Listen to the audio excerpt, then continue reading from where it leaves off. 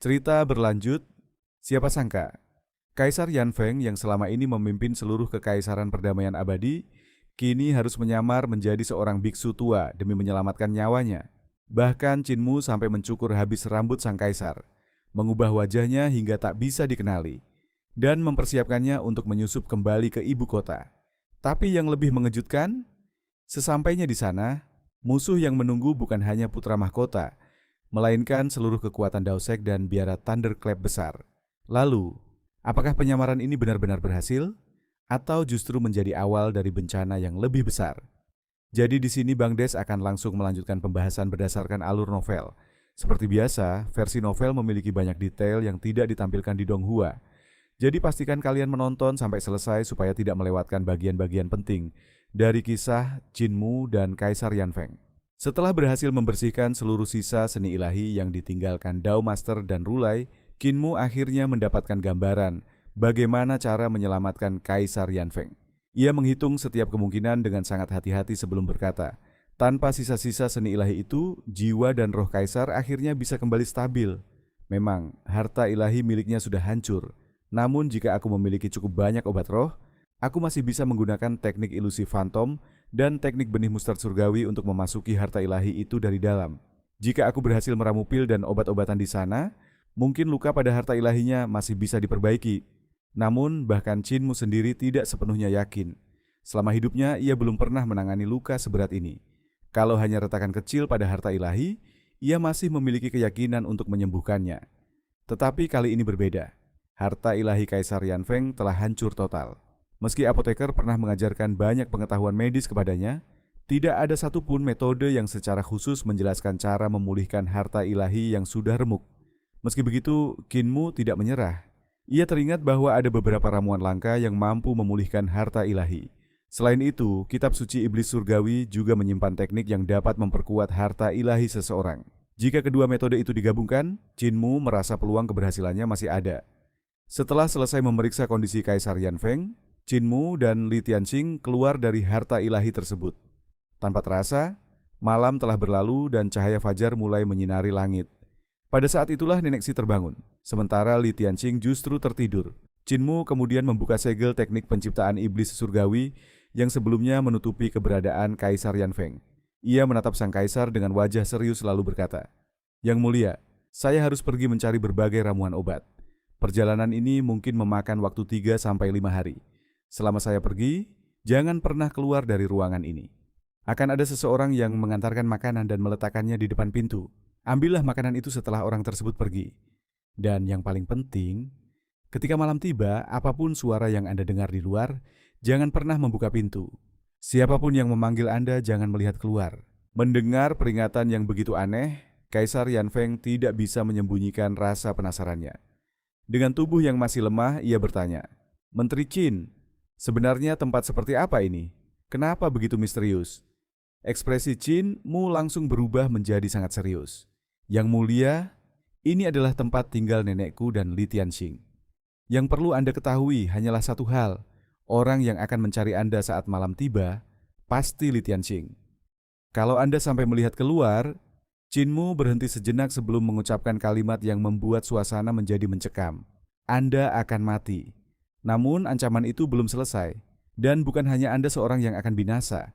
Seluruh kekaisaran perdamaian abadi juga akan ikut runtuh bersama kematian Anda. Ingat baik-baik, begitu Anda melangkah keluar dari ruangan ini, kematian Anda sudah tidak bisa dihindari lagi. Mendengar nada bicara Qinmu yang begitu serius, Kaisar Yanfeng hanya tersenyum tipis. "Jangan khawatir. Aku mengerti. Ada beberapa hal yang memang lebih baik tidak ku ketahui." Setelah itu, Qinmu menutup pintu ruangan. Ia mengambil kuas yang telah dicelupkan ke dalam tinta, lalu mengaktifkan teknik dari kitab suci iblis surgawi. Tubuhnya seketika berubah menjadi wujud Dewa Saturnus, berkepala manusia dengan tubuh ular raksasa. Aura sihir yang kuat memenuhi seluruh halaman. Dengan satu sapuan kuas, Qinmu menggambar sebuah gerbang tepat di atas pintu ruangan. Lalu, menggunakan bahasa Yudu, ia menuliskan 3 kata yang mengandung kekuatan mengerikan. Gerbang pengaruh surga. Sesaat kemudian tubuh Qinmu kembali ke bentuk semula. Namun pekerjaannya belum selesai. Di tanah depan pintu, ia kembali menuliskan sebuah kalimat dalam bahasa Yaudu. Gerbang ini diciptakan menggunakan teknik markis sejati penguasa Saturnus dari kitab suci iblis surgawi. Siapapun yang mampu membaca tulisan ini boleh masuk, namun bagi mereka yang tidak bisa membacanya, mereka harus tetap berada di luar. Setelah menyimpan kuas dan tintanya, Jinmu menoleh kepada Nenek Si. "Nenek, apapun yang terjadi jangan pernah menyentuh pintu ini. Saat mengantarkan makanan kepada Kaisar, gunakan tongkat bambu untuk mendorong keranjangnya ke depan pintu. Jangan sekali-kali melangkah melewati gerbang ini." Nenek Si memperhatikan tulisan aneh di pintu itu dengan penuh rasa ingin tahu. "Pintu ini?" Jinmu hanya berkedip pelan, tanpa memberikan penjelasan.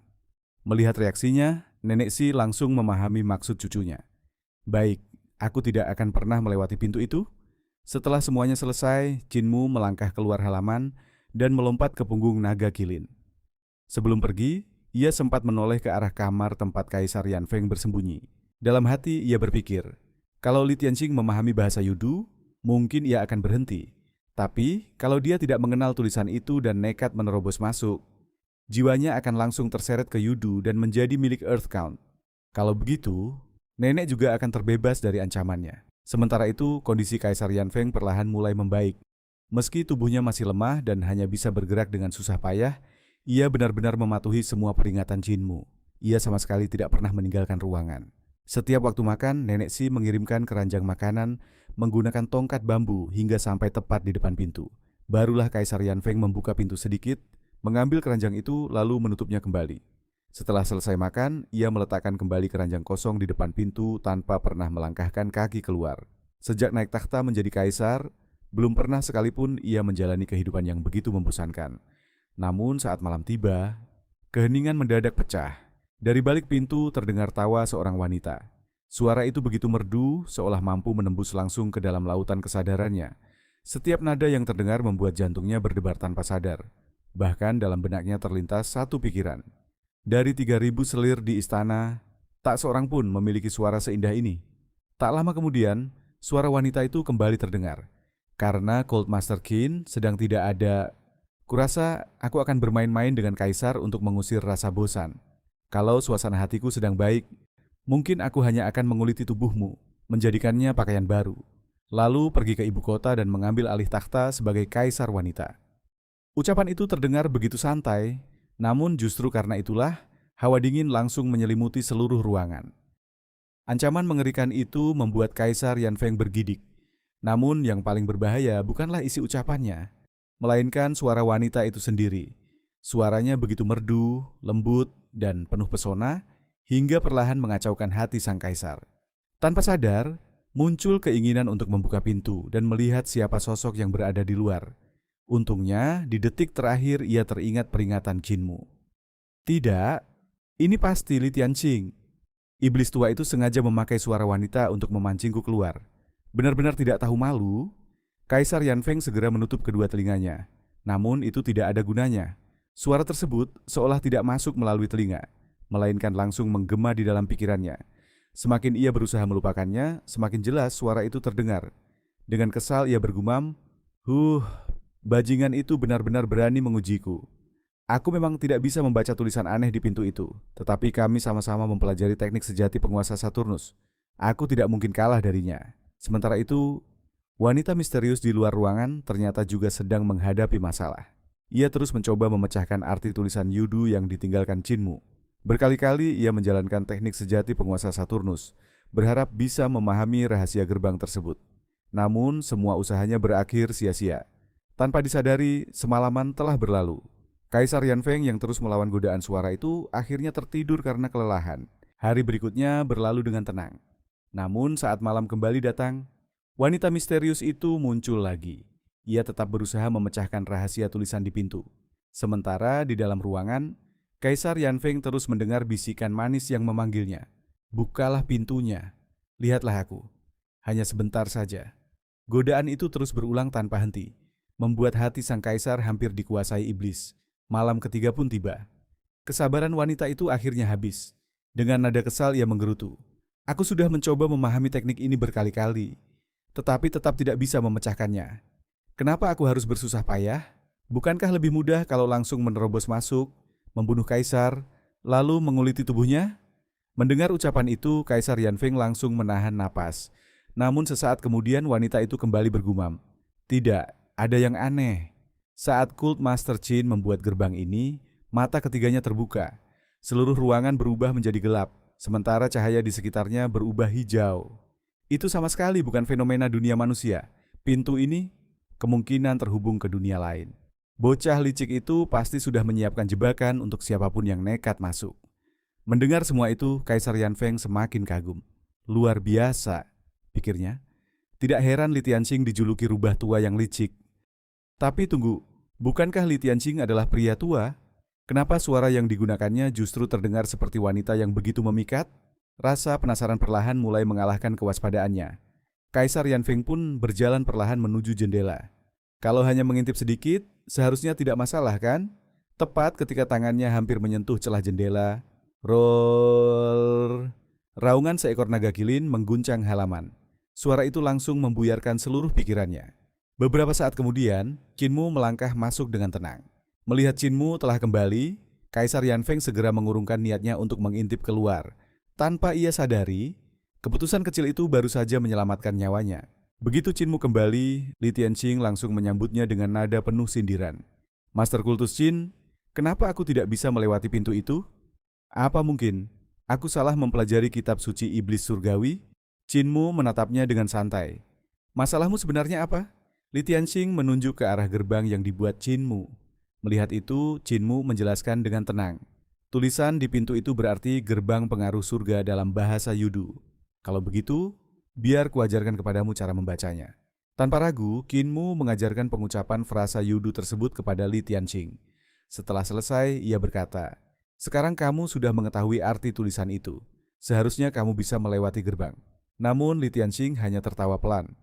"Master Kultus Qin, memang sekarang aku tahu cara membacanya. Tapi siapa yang menjamin aku akan tetap hidup setelah melangkah melewati pintu itu?" Tatapannya berubah tajam. "Jangan lupa, aku juga pernah menjadi Master Kultus. Aku mengenal sifatmu. Kau terlalu licik untuk membuat jebakan yang sesederhana itu." Mendengar jawaban tersebut, Qinmu hanya menggelengkan kepala sambil tersenyum tipis. Tanpa banyak bicara, ia langsung berjalan melewati pintu, lalu menghapus seluruh tulisan Yudu yang sebelumnya ia buat menggunakan ki vitalnya. Barulah ia memasuki ruangan tempat Kaisar Yanfeng bersembunyi. Melihat kondisi sang kaisar yang mulai membaik, Qinmu berkata, "Yang mulia, selama beberapa hari terakhir saya telah berkeliling ke berbagai kota untuk mencari tanaman obat. Namun akibat bencana yang melanda negeri, persediaan ramuan di toko-toko obat hampir habis. Saya hanya berhasil mendapatkan sebagian kecil dari yang dibutuhkan. Saya tidak tahu apakah jumlah ini cukup untuk menyembuhkan harta ilahi yang mulia." Kaisar Yanfeng mengangguk pelan. "Menteri Qin, lakukan saja semampumu." Kemudian ia menatap Qinmu dengan serius. "Saat berada di luar, apakah kau mendengar kabar dari ibu kota?" Qinmu terdiam sejenak. Lalu dengan suara datar, ia mengucapkan sebuah berita yang mengejutkan. "Yang mulia, Kaisar telah wafat." Ruangan mendadak sunyi. Qinmu melanjutkan, "Berita resmi yang beredar mengatakan bahwa Yang Mulia meninggal karena terlalu lelah mengurus urusan negara. Putra mahkota kini sedang mempersiapkan upacara pemakaman. Seluruh kekaisaran perdamaian abadi sedang berkabung atas kematian kaisarnya." Mendengar dirinya dinyatakan telah meninggal, Kaisar Yanfeng hanya terdiam beberapa saat. Lalu senyum pahit perlahan muncul di wajahnya. "Jadi, aku sudah mati? Anakku benar-benar bergerak cepat. Sungguh anak yang baik." Meski tersenyum, nada suaranya dipenuhi rasa kecewa. Beberapa saat kemudian ia kembali bertanya, "Bagaimana dengan Jenderal Strategi Surgawi dan para pejabat lainnya? Apakah mereka masih hidup?" Sambil mulai menyiapkan tungku untuk meracik pil obat, Qinmu menjelaskan keadaan sebenarnya. Saat pertempuran di luar kota Bazhou berlangsung, orang-orang dari Heavenly Saint Cult hanya berfokus menyelamatkan Yang Mulia. Begitu berhasil membawa Anda pergi, kami langsung berteleportasi meninggalkan medan perang. Sedangkan Jenderal Strategi Surgawi, para pejabat tinggi, Situ, Sikong, dan tokoh penting lainnya semuanya berhasil ditangkap. Namun Dao Master dan Rulai tidak membunuh mereka. Mereka menyerahkan semuanya kepada putra mahkota. Qinmu kemudian menambahkan, mereka semua berasal dari keluarga-keluarga paling berpengaruh di ibu kota. Putra mahkota masih membutuhkan dukungan politik mereka. Karena itu, saya yakin keselamatan mereka untuk sementara tidak akan terancam. Mendengar penjelasan tersebut, Kaisar Yanfeng hanya menundukkan kepala. Dengan tatapan kosong ia menghela napas panjang. "Putraku, sungguh putraku yang baik." Chinmu kemudian melanjutkan penjelasannya. Jenderal strategi surgawi dan para pejabat tinggi masih memiliki pengaruh yang sangat besar. Mereka menguasai lebih dari separuh kekuatan di ibu kota, mulai dari militer hingga berbagai keluarga bangsawan. Kalau putra mahkota ingin naik takhta dengan lancar, ia tidak punya pilihan selain mendapatkan dukungan mereka. Lalu Kinmu menambahkan kabar yang lebih penting lagi.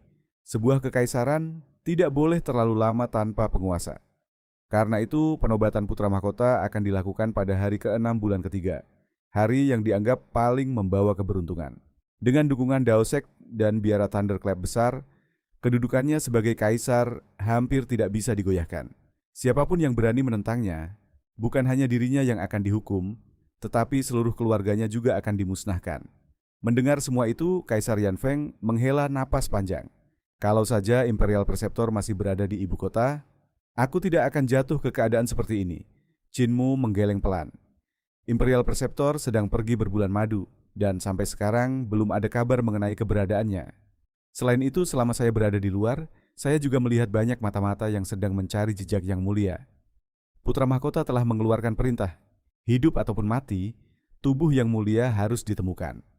Setelah menyampaikan kabar tersebut, Kinmu tidak membuang waktu lagi. Ia segera menggunakan teknik ilusi fantom. Kesadarannya kembali memasuki harta ilahi Kaisar Yanfeng.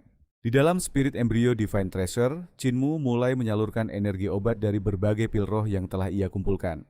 Satu demi satu pil larut menjadi energi murni. Namun hasilnya, hampir tidak ada perubahan. Spirit Embryo Divine Treasure yang telah hancur tetap tidak menunjukkan tanda-tanda pulih. Chinmu mencoba mengganti jenis pil yang digunakan. Ia terus bereksperimen dengan berbagai ramuan. Tetapi hasilnya tetap sama. Efek obat-obatan itu terlalu kecil untuk memperbaiki kerusakan sebesar ini.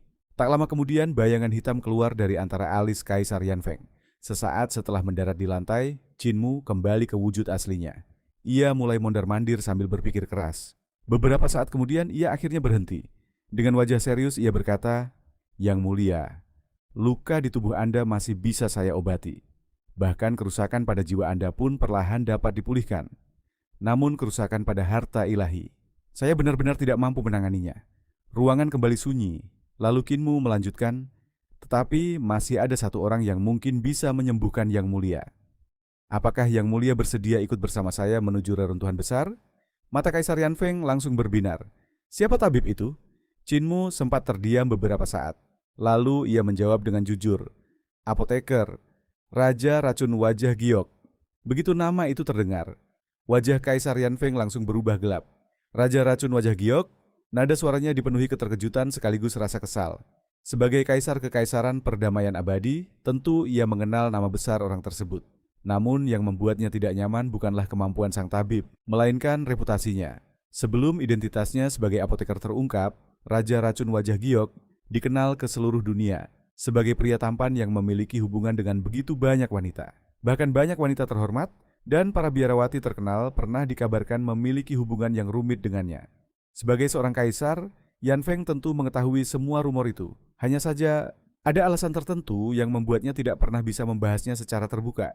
Mendengar nama Raja Racun Wajah Giok, wajah Kaisar Yanfeng langsung mengeras. Bukan tanpa alasan. Dahulu, sebelum identitas sang apoteker terungkap, ia dikenal sebagai pria yang memiliki hubungan dengan begitu banyak wanita, termasuk wanita-wanita berstatus tinggi. Bahkan beredar rumor bahwa ia memiliki hubungan yang tidak jelas dengan permaisuri. Karena itulah, pada masa lalu, Kaisar Yanfeng pernah diam-diam mengirim orang untuk membunuh Raja Racun Wajah Giok demi menghapus aib tersebut. Salah satu alasan mengapa sang apoteker akhirnya bersembunyi di reruntuhan besar juga tidak lepas dari pengejaran yang dilakukan oleh Kaisar sendiri. Maka tidak mengherankan jika sekarang, Kaisar Yanfeng benar-benar tidak ingin bertemu dengannya. Dengan nada tegas ia berkata, "Menteri Qin, aku tidak akan pergi ke reruntuhan besar." Tatapannya menjadi semakin serius. "Putraku yang tidak berbakti telah merebut takhta. Aku menghabiskan lebih dari 200 tahun membangun reformasi dan fondasi kekaisaran ini. Aku tidak akan membiarkan semua jerih payah itu hancur hanya dalam satu hari." Kemudian ia mengucapkan keputusan yang sudah bulat. "Kita akan kembali ke ibu kota." Chinmu menatapnya beberapa saat. Yang Mulia benar-benar yakin? Kaisar Yanfeng mengangguk mantap. Ibu kota adalah pusat berkumpulnya urat naga kekaisaran. Di sana, teknik 9 naga milik keluarga Ling akan berkembang 2 kali lebih cepat. Kalau aku bisa meminjam kekuatan 9 urat naga itu, mungkin aku masih bisa membangun kembali harta ilahiku. Matanya dipenuhi tekad. Aku juga tidak akan membiarkan semua pengorbanan Imperial Preceptor menjadi sia-sia. Begitu kembali ke ibu kota, aku akan merebut kembali takhta dan menjatuhkan putraku yang durhaka. Chinmu terdiam cukup lama. Kemudian, senyuman tipis muncul di wajahnya. Maafkan saya, Yang Mulia. Sebelum Kaisar sempat bertanya maksudnya, Chinmu tiba-tiba mengeluarkan pisau pembantai babi. Tanpa basa-basi, ia melepaskan mahkota emas dan jubah kekaisaran yang dikenakan Kaisar Yanfeng. Wajah sang kaisar langsung berubah. Menteri Qin, apa yang sedang kau lakukan? Namun Chinmu sama sekali tidak menjawab. Ia menekan kepala Kaisar Yanfeng, lalu seret, seret, seret. Dalam waktu singkat, seluruh rambut kaisar habis tercukur hingga licin tanpa tersisa sehelai pun. Belum selesai sampai di situ. Chinmu kemudian mengambil beberapa batang dupa, menyalakannya, lalu menempelkannya ke kulit kepala kaisar. Sesas. Asap tipis mengepul. Kulit kepala Kaisar Yanfeng terasa terbakar hingga membentuk bekas seperti titik-titik penahbisan seorang biksu. Setelah mengamatinya beberapa saat, Chinmu mengangguk puas. Bagus. Sekarang tinggal jubah biksu, sandal jerami, dan tasbih. Oh iya, janggut Yang Mulia juga harus dicukur. Belum sempat Kaisar menolak, Chinmu kembali bekerja. Dalam beberapa gerakan cepat, janggut panjang Kaisar ikut menghilang tanpa bekas. Kaisar Yanfeng hanya bisa menggertakkan gigi menahan amarah. Bukan karena tidak ingin melawan, tetapi karena kondisinya masih terlalu lemah. Tak lama kemudian, sosok Kaisar yang selama ini memancarkan kewibawaan seorang penguasa dunia telah lenyap sepenuhnya. Kini yang berdiri di sana hanyalah seorang biksu tua sederhana dengan jubah kuning lusuh. Namun Chinmu rupanya masih belum puas. Ia mengambil kuas, mencampur tinta dengan beberapa warna lain, lalu mulai melukis wajah Kaisar Yanfeng. Kali ini Kaisar benar-benar ingin menghentikannya. Sayangnya, Chinmu lebih dulu menyegel seluruh gerakannya. Ia hanya bisa berdiri diam seperti patung sambil membiarkan Chinmu mengubah penampilannya sesuka hati. Beberapa saat kemudian, Chinmu akhirnya meletakkan kuasnya. Dengan wajah puas, ia mengambil sebuah cermin, lalu mengangkatnya tepat di depan wajah Kaisar Yanfeng. Apa yang dilihat Kaisar di dalam cermin hampir membuatnya tidak mengenali dirinya sendiri. Setelah selesai melukis wajah Kaisar Yanfeng, Chinmu mengangkat sebuah cermin ke hadapannya. Sambil tersenyum ia bertanya, Yang Mulia, apakah Anda masih mengenali diri sendiri? Kaisar Yanfeng perlahan menatap bayangannya. Namun sosok yang muncul di dalam cermin bukan lagi seorang kaisar. Di hadapannya berdiri seorang biksu paruhbaya dengan wajah penuh luka. Sebuah bekas sayatan panjang membentang dari mata kiri, melintasi pangkal hidung, melewati pipi kanan, hingga berakhir di bawah telinga kirinya. Penampilannya tampak begitu menyeramkan. Sekilas ia terlihat seperti seorang biksu yang sepanjang hari memakan makanan vegetarian dan melafalkan kitab suci. Namun saat suasana hatinya sedang buruk, ia tidak akan ragu membakar desa atau membantai siapapun yang menghalanginya. Penyamaran itu begitu sempurna, hingga bahkan Kaisar Yanfeng sendiri hampir tidak mengenali wajahnya. Chinmu mengangguk puas melihat hasil karyanya. Namun ia merasa masih ada yang kurang. Ia kemudian mengambil sarung pisau pembantai babi miliknya dan memasangkannya di punggung Kaisar Yanfeng. Bruk, baru beberapa detik dipasang, Kaisar Yanfeng langsung roboh ke lantai. Dengan wajah pucat ia berteriak, Tulangku! Tulangku seperti mau patah. Cepat angkat benda itu. Aku bahkan sulit bernapas. Chinmu baru tersadar. Saya lupa. Kultivasi Yang Mulia sudah hancur. Tubuh Anda sekarang tidak lagi sekuat dulu. Tanpa membuang waktu, ia segera mengambil beberapa papan kayu dari luar rumah. Dengan cekatan, Chinmu mengukir 2 bilah pedang kayu. Setelah itu, ia mengecatnya dengan warna hitam dan putih menyerupai pisau pembantai babi miliknya. Ia bahkan membuatkan sarung pedang kayu yang tampak sangat meyakinkan. Beberapa saat kemudian, 2 pedang palsu itu terpasang rapi di punggung Kaisar Yanfeng. Chinmu memperhatikan hasilnya dari atas hingga bawah. Lalu ia mengangguk puas. Sempurna. Sekarang Yang Mulia sudah bisa ikut bepergian bersama saya tanpa menarik perhatian. Namun mendengar itu, Kaisar Yanfeng justru semakin kesal. Ia mencabut kedua pedang kayu tersebut. Begitu sadar bahwa semuanya hanyalah replika, ia langsung memelototi Chinmu. Menteri Qin, beraninya kau mempermainkan kaisarmu. Aku akan menghukummu sekarang juga. Dengan wajah penuh amarah, ia mengangkat pedang kayu dan menebaskannya ke arah Chinmu. Chinmu sama sekali tidak menghindar. Ia justru menundukkan kepala sambil tersenyum. Silakan Yang Mulia. Tap, tap. Kaisar Yanfeng menebaskan pedang kayu itu 2 kali ke leher Qinmu. Tentu saja tidak terjadi apa-apa. Sebaliknya, sang kaisar malah terengah-engah karena kelelahan. Melihat itu, Qinmu tersenyum tipis. Ia mengambil pisau pembantai babi yang asli, lalu menyerahkannya kepada kaisar. Kalau Yang Mulia masih belum puas, silakan gunakan yang asli. Kaisar Yanfeng langsung menggenggam gagang pisau tersebut. Namun, meski sudah mengerahkan seluruh tenaganya, pisau itu tidak bergeming sedikit pun. Ia bahkan tidak sanggup mengangkatnya dari tanah. Dengan wajah kesal, Kaisar Yanfeng melepaskan gagangnya begitu saja. Baiklah, semua ini akan kuingat. Sekarang, ayo kita berangkat. Begitulah, dengan penyamaran sebagai seorang biksu misterius dan ditemani Qinmu, perjalanan menuju ibu kota akhirnya dimulai. Tanpa mereka sadari, di sana sudah menanti badai politik yang jauh lebih berbahaya daripada pertempuran manapun yang pernah mereka hadapi. Dan akhirnya, cerita pun berlanjut. Perjalanan Qinmu dan Kaisar Yanfeng menuju ibu kota baru saja dimulai. Di depan mereka sudah menunggu intrik politik, musuh-musuh kuat dan rahasia besar yang akan mengubah arah kekaisaran perdamaian abadi. Jadi, jangan sampai ketinggalan kelanjutan ceritanya di pembahasan berikutnya.